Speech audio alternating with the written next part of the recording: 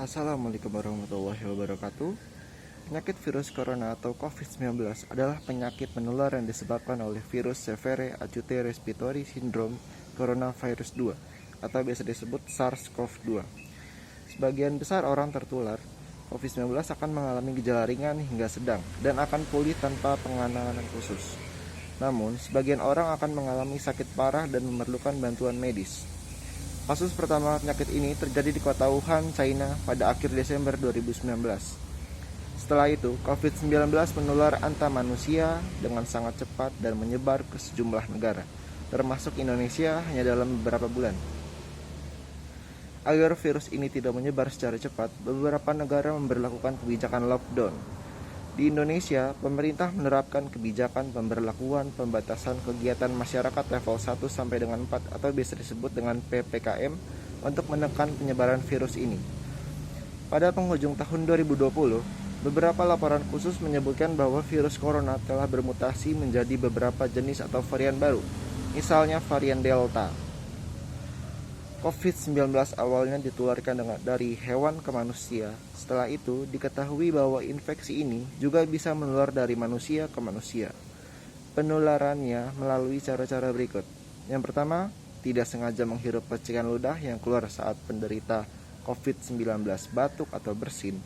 Yang kedua, memegang mulut, hidung, atau mata tanpa mencuci tangan terlebih dahulu setelah menyentuh benda yang terkena infeksi penderita COVID-19. Misalnya uang atau gagang pintu. Kontak jarak dekat dalam kurang dari 2 meter dengan penderita COVID-19 tanpa mengenakan masker. Menurut data yang diambil dari gugus tugas percepatan penanganan COVID-19, jumlah kasus yang terkonfirmasi hingga tanggal 4 November 2021 adalah 4.246.802 orang positif terpapar COVID-19. Dengan jumlah kematian 143.500 jiwa. Meski jumlah kematian akibat COVID-19 tergolong tinggi, jumlah penyintas atau orang yang pernah terinfeksi COVID-19 kemudian sembuh juga terus bertambah, yaitu 4.091.938 jiwa. Akibatnya, banyak perusahaan dan perkantoran yang tutup dan membuat angka kemiskinan bertambah akibat COVID-19. Saat ini Indonesia sedang menjalankan program vaksinasi massal COVID-19 secara bertahap. Sampai 4 November 2021, sudah lebih dari 122 juta penduduk yang menerima vaksin dosis pertama dan 76 juta orang yang menerima vaksin dosis kedua. Vaksinasi bertujuan membentuk sistem kekebalan tubuh terhadap COVID-19, sekaligus membentuk kekebalan kelompok atau herd immunity.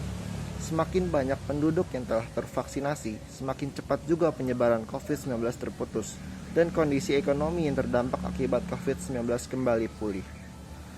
Walaupun Anda telah tervaksinasi dosis kedua, tetapi demi menghindari penyebaran tidak terduga, kita tetap harus menerapkan 3M. Memakai masker, mencuci tangan, dan menghindari kerumunan atau social distancing. Akhir kata, semoga pandemi ini cepat berlalu. Ini adalah pelajaran kita sebagai manusia untuk hidup yang bersih dan sehat. Pandemi ini memberikan kita hidayah agar selalu ingat kepada Tuhan Yang Maha Esa bahwasannya banyak yang belum kita ketahui tentang seluk-beluk penyakit dan kehidupan di bumi.